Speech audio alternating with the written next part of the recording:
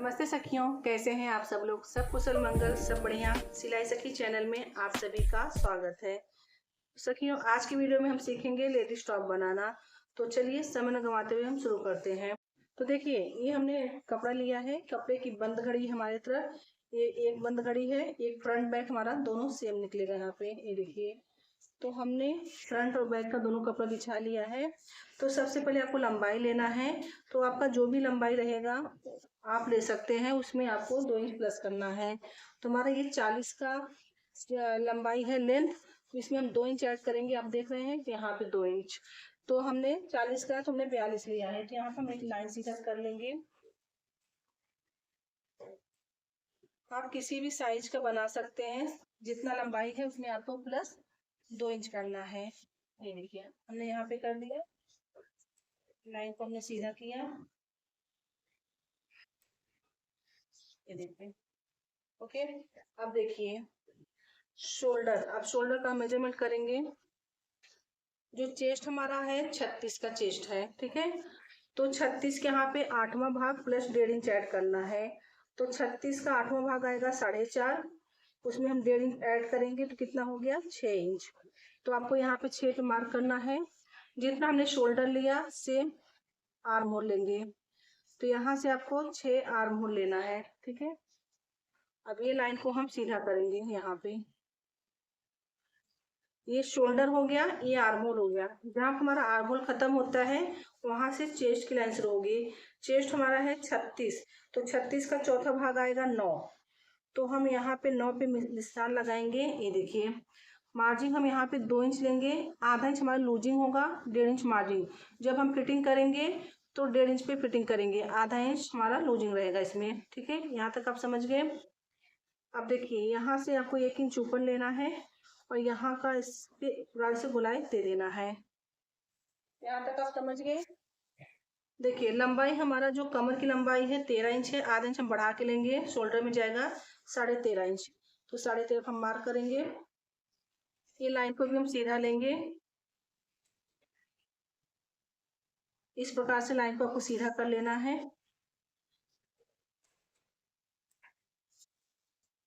तो देखिए, यहाँ से हम कट लगाएंगे।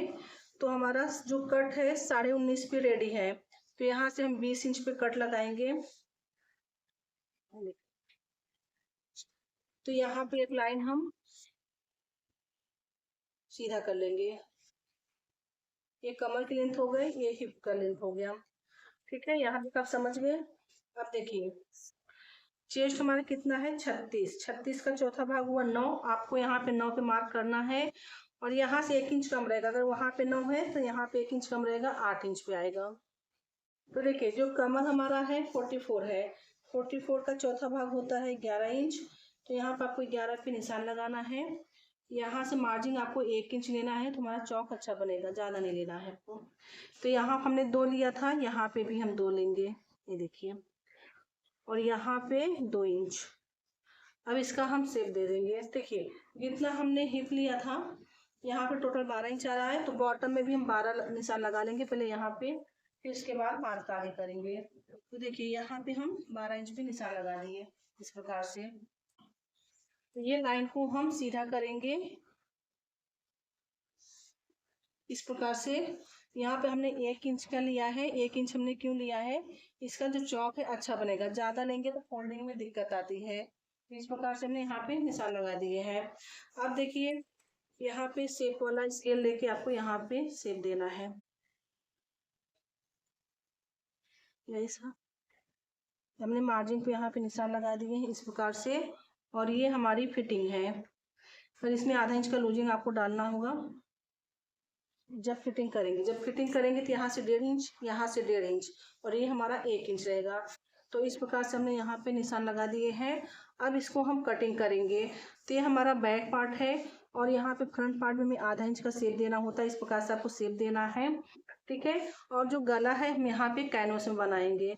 तो चलिए अब इसका हम कटिंग कर लेते हैं। तो सबसे पहले आपको बैक पार्ट कटिंग करना है। फ्रंट पार्ट हम इसको अलग करके इसको शेप देंगे।